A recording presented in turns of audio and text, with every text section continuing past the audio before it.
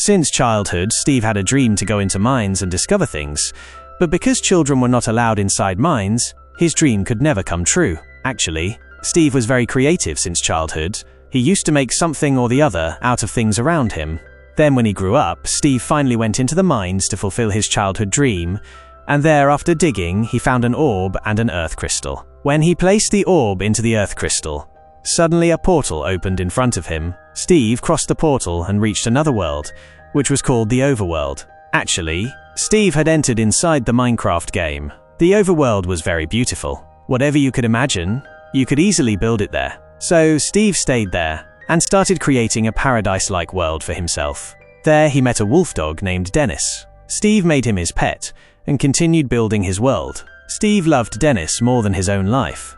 A long time passed like this. Then one day, Dennis discovered a strange door in the middle of the forest. Steve opened a portal there, and because of Dennis he also crossed that portal and entered a different dimension of Minecraft, which was called the Nether. There was no beauty or creativity. It was like a hell, ruled by Piglin Queen Malgosia. That evil queen captured Steve and Dennis and took the orb from them. Actually, she wanted to get the orb for a long time to destroy the Overworld. So, to save the Overworld, Steve explained to Dennis that now he had to save the orb. At night, when everyone was asleep, Steve, with Dennis's help, escaped from the prison, stole the orb and gave it to Dennis. He asked Dennis to take the orb back to Earth and hide it in his house. Steve managed to send Dennis out of the Nether. Dennis escaped from the piglins and exited through the Overworld's portal and came straight to Earth, to Steve's house. He placed the orb under Steve's bed, and as soon as he did that, the orb and the crystal separated from each other, and the Overworld's portal closed too. Now in present time, the 1980s, we see Garrett, a champion of a game called Hung City, who was also famous by the name The Garbage Man. He was running his video game store and somehow managing his living.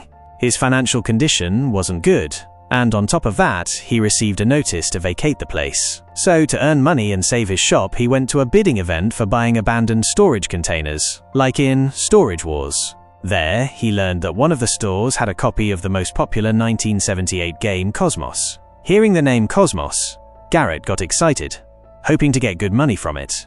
In this excitement, Garrett bought that store for several times its actual value, wrote a check to the auctioneer, and immediately opened the Cosmos box. But inside, along with some junk, there was only an orb and a crystal, nothing else. Actually, those were the long-forgotten belongings from Steve's old house. Now Garrett lost his remaining money too. He was very sad. He took the orb and the crystal and drove his car back home at full speed. But on the way, his car's engine broke down.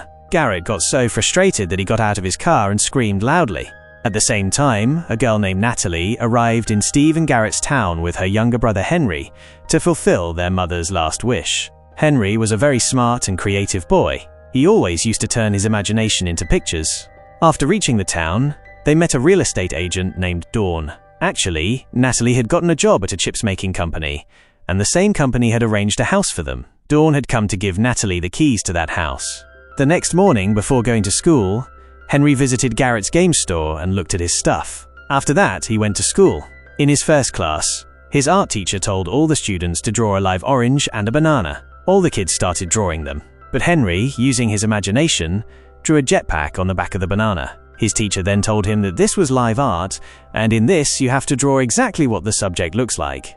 Now, seeing his drawing, his classmates also start making fun of him. Just then, to prove his drawing true, Henry makes a real jetpack and ties it to a skeleton, bringing it outside to the ground in front of everyone to test it. But a naughty boy cuts one of the wires of the jetpack. Because of this, the jetpack takes off, but loses control and crashes straight into the logo of a chips company, breaking it. Because of Henry's actions, the vice principal, Merlin, tells Henry to call his guardian. But instead of calling his sister, Henry directly calls Garrett and says that if he comes to school pretending to be his uncle, he will give him $200. Without wasting time, Garrett comes to pick him up. At the game store, Henry again checks the calculations of his jetpack. According to him, everything was perfect, but feeling sad, he throws his entire diary into the dustbin. Just then, Henry notices the orb and crystal. Out of curiosity, he puts the orb into the crystal. As soon as both come together, the orb pulls Henry into the old mines. On the other side, at school and at home, because Henry is missing, Natalie gets worried. So Dawn tracks Henry's mobile from Natalie's phone and finds out he's gone to the old mines. She immediately takes Natalie and reaches the mines. As soon as all four meet there, a portal opens and pulls them along with the orb straight into the overworld. As soon as they see the overworld, they are left staring at the place.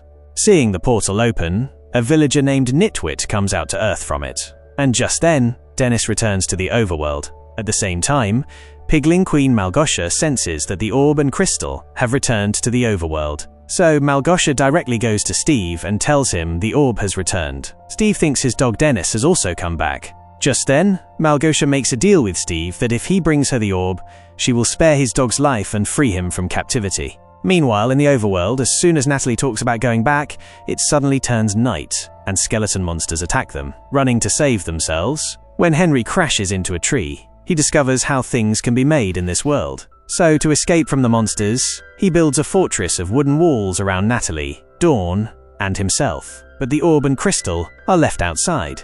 At the same time, Garrett also runs for his life towards the fort. On the ground, he finds the orb. As soon as he picks it up, a monster shoots an arrow that breaks the crystal, but Garrett manages to pick up the orb and run into the fort. However, zombie monsters also get inside the fort. Before they can throw the four of them off and kill them, Steve arrives and defeats those zombie monsters badly. And as the sun rises, all the zombies and skeleton monsters burn and disappear.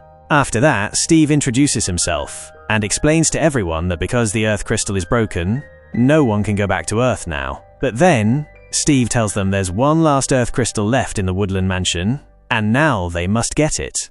After telling this, Steve makes a deal that he will send them back to Earth if they bring him the crystal too. Everyone agrees. After this, to face the dangers on the way, Steve first takes them to a village to make weapons, where he has his own store. In his store, he shows Garrett and Henry the weapons and things he had collected from different battles. Just then, Garrett finds an ender pearl. Steve was explaining to him that wherever you throw it, you will teleport there. But without listening, Garrett throws it behind him, and he teleports there. As soon as it happens, Garrett gets scared.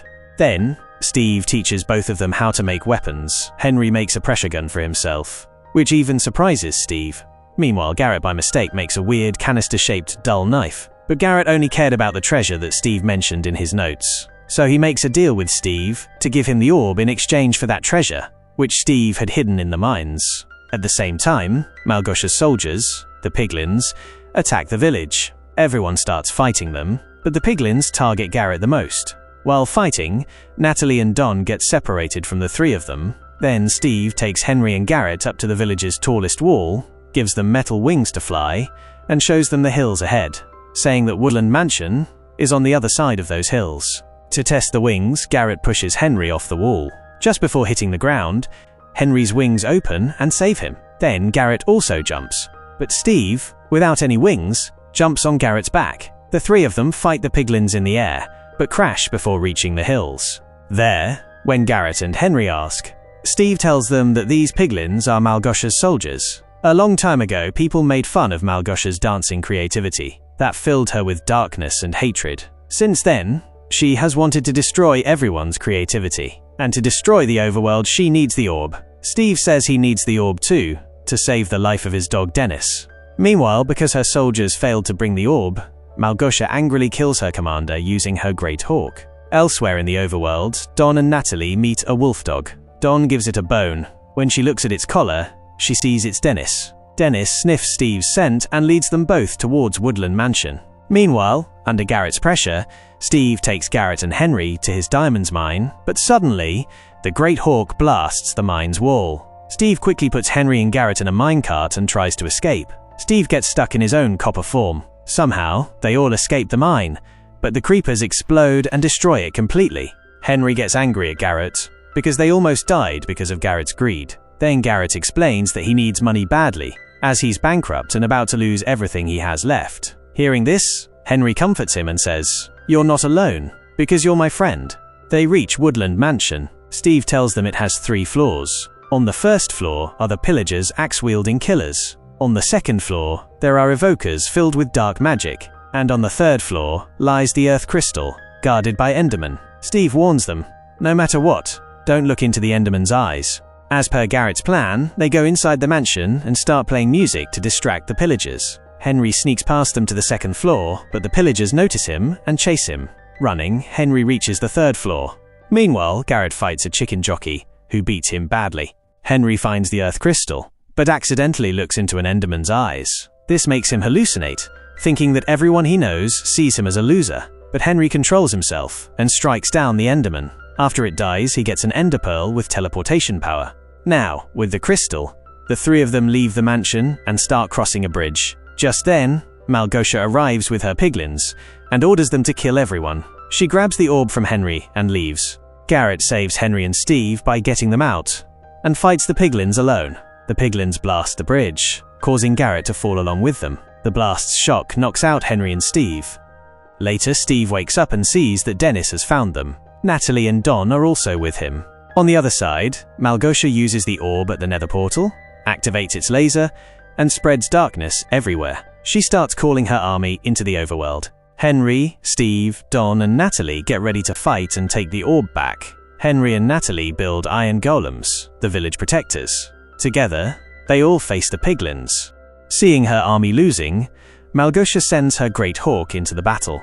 Steve directly comes to fight Małgosia. Meanwhile, Henry uses an Ender Pearl to teleport straight to the orb, but before Henry can grab the orb, the Great Hawk fires at him and knocks him down.